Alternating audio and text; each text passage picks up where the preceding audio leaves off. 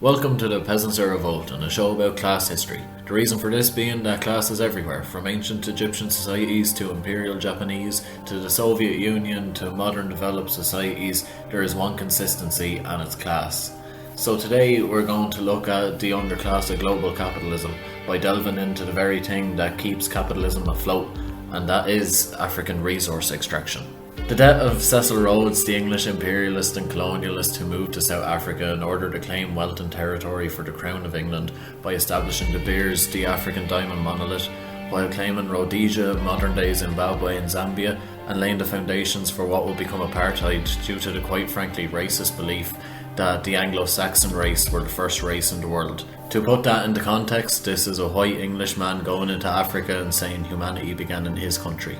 He also believed that the more the world we, and by that he meant the British, inhabit, the better it is for the human race. And as an Irishman who lived in Africa with several Indian friends who read a lot about Native American and Aboriginal history, I can't express how much I hate this man, but we'll try to keep this objective.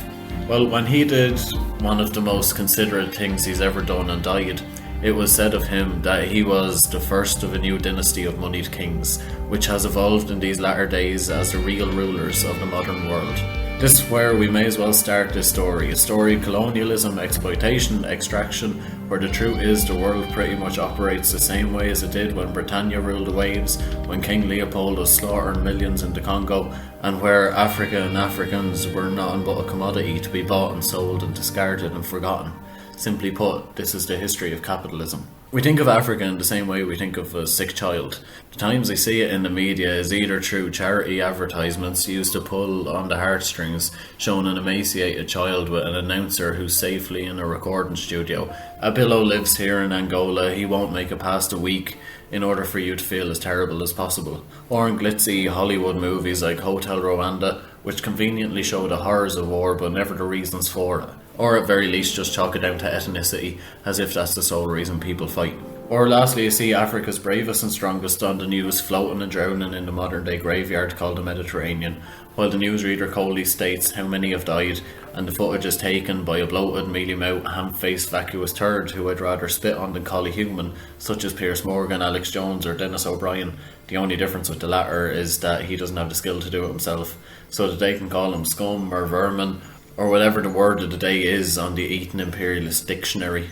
Highlight it on the dick, they get that. But what is never stated is the reality. This is never given the light of day, and it's that emaciated child, that war that people in the West only know because it's in a movie, and those people risking literally everything so that them and their children can have a life where their basic needs are met, are all victims of the one brutal system of resource extraction that has and continues to destroy a continent and its people for the wealth of a small group of other people who don't live on that continent. Now for the facts.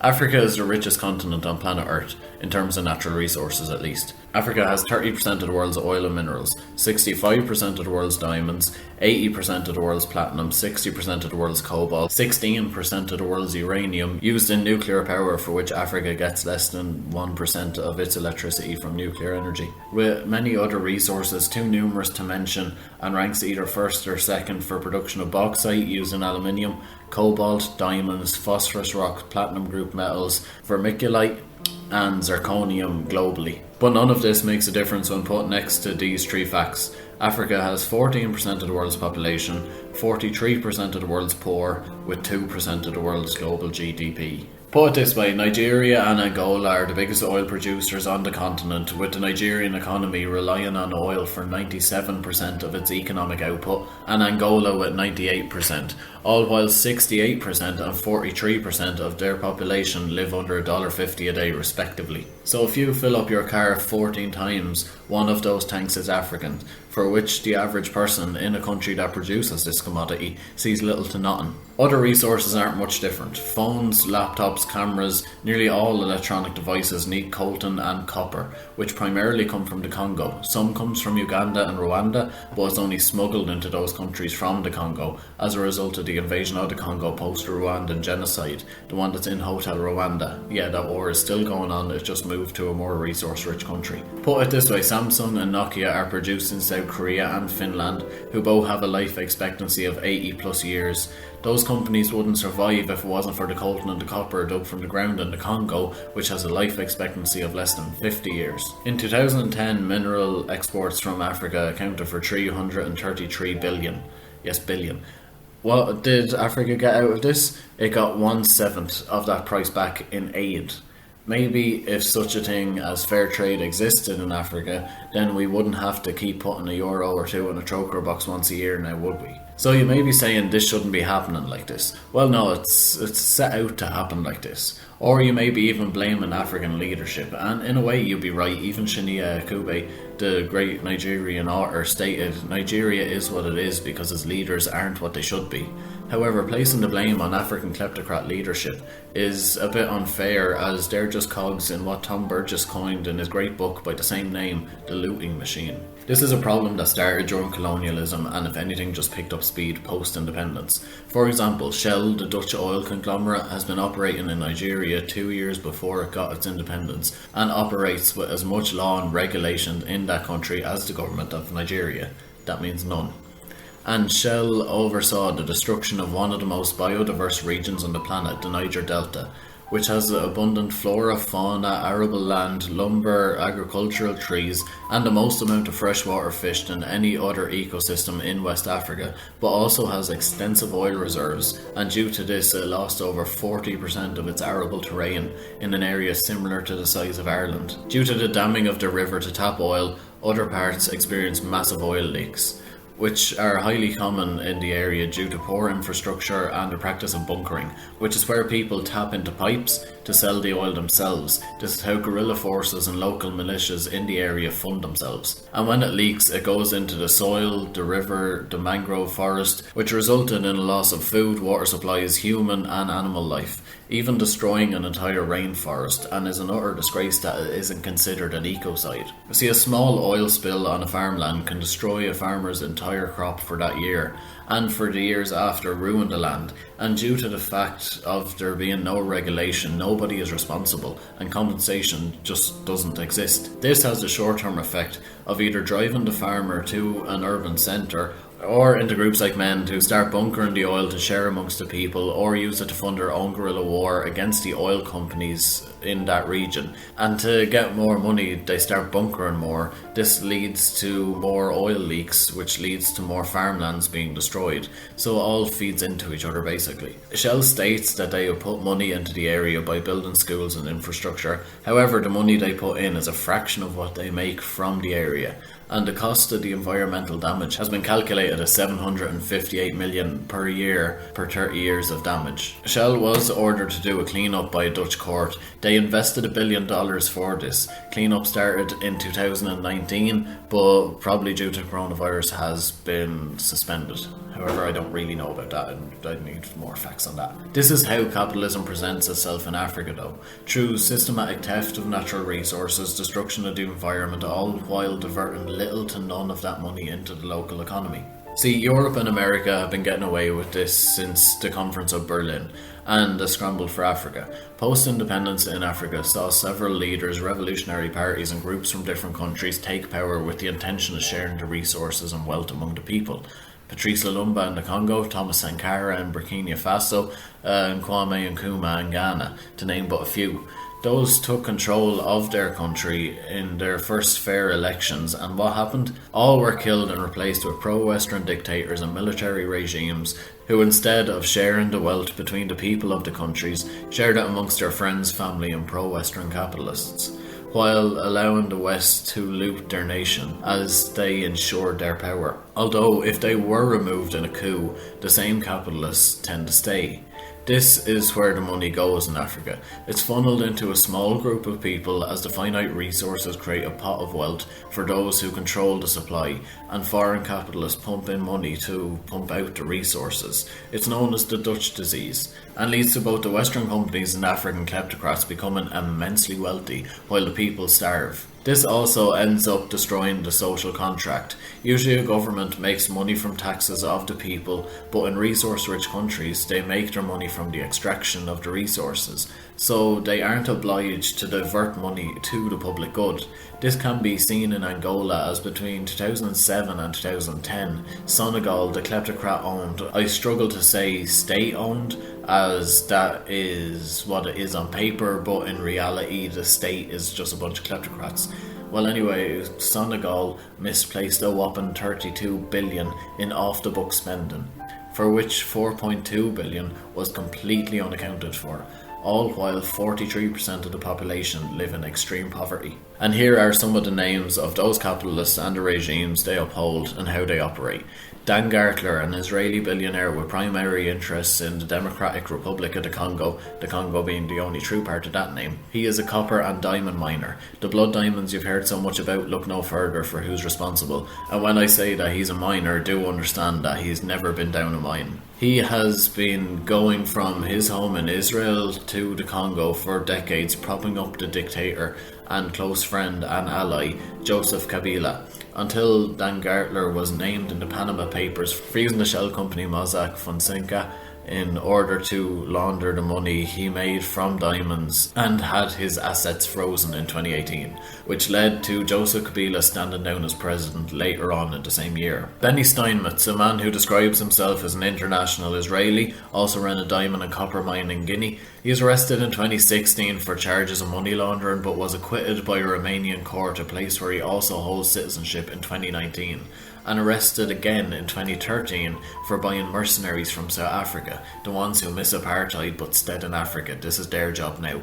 He also used mercenaries from Israel and France in order to topple the regime in Guinea to put in one that's more favourable to his company. These are just two of the names, but it shows how they operate. They use private armies to ensure that they can still extract resources, and if the government of the region becomes a bit uppity, they can be removed.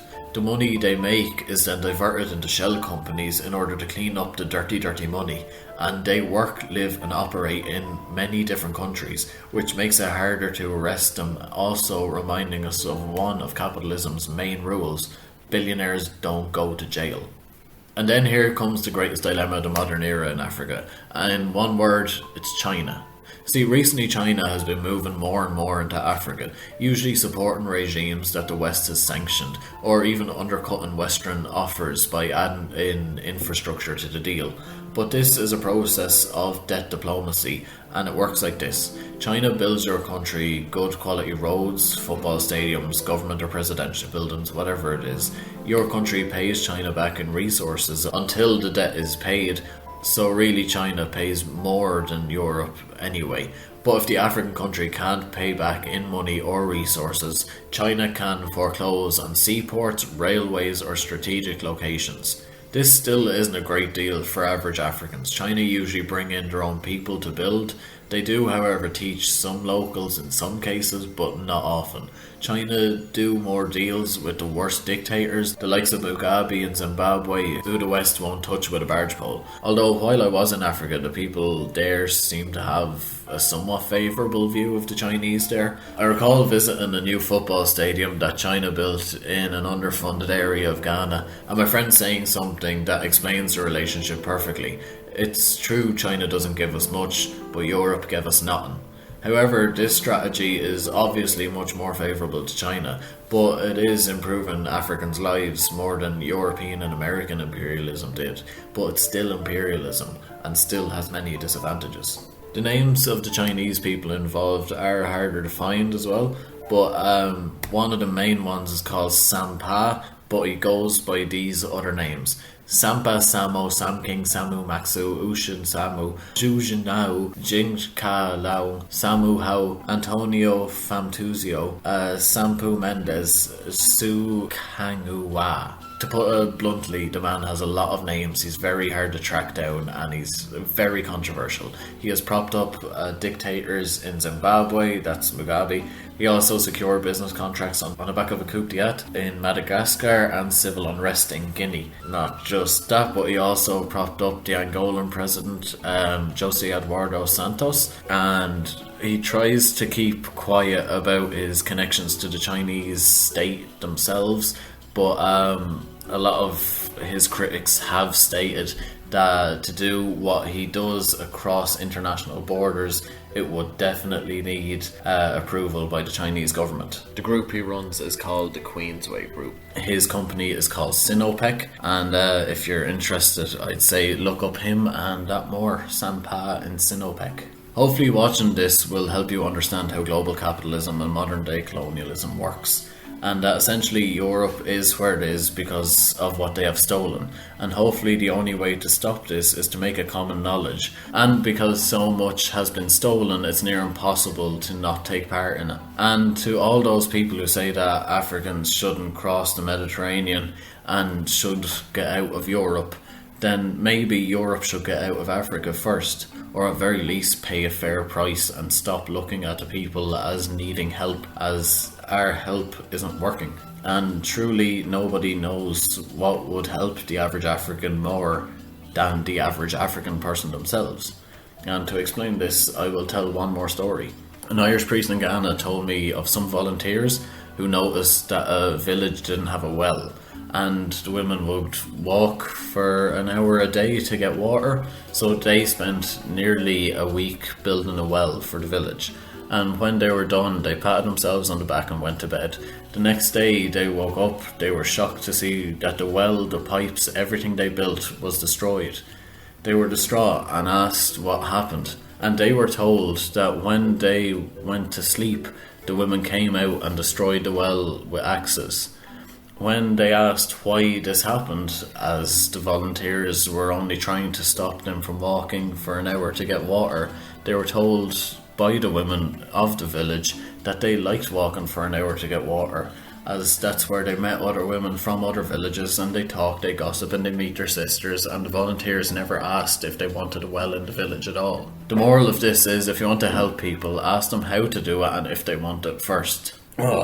This has been The Peasants Are Revolting. Fuck. That is revolting.